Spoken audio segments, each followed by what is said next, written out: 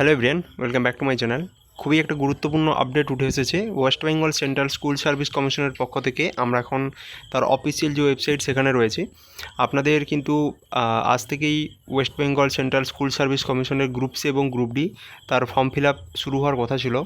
তো WBSSC তার official ওয়েবসাইটে দেখতেই পাচ্ছেন একটা পপ আপ ওপরে যাচ্ছে, তো সেটাই আপনাদের দেওয়া হয়েছে। তো এখানে যেটা বলা হচ্ছে যে আপনাদের যে ফর্ম ফিল আপটা সেটা আপনাদের এখনও হচ্ছে না, ঠিক আছে, এবং আপনাদের কবে থেকে ফর্ম ফিল আপ করা হবে সেই জিনিসটা তার যে অফিসিয়াল ওয়েবসাইট আছে সেখানে আপনাদের আপলোড করে দেওয়া হবে। তো এটাই ওপরে পপ আপ আসছে, আপনাদের আমি দেখাচ্ছি যখন আসবে। তো আরও একটা গুরুত্বপূর্ণ সূত্র থেকে খবর পাওয়া গেছে সেটা হচ্ছে পুজোর আগে এই যে ফর্ম ফিল আপ প্রসেস এটা শুরু হবে না।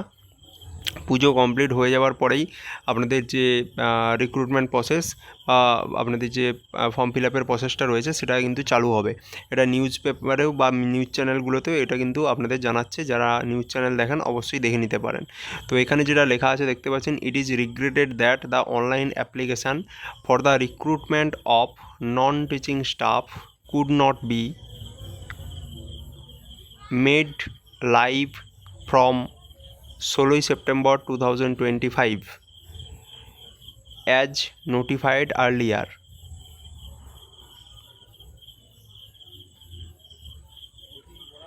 The detailed advertisement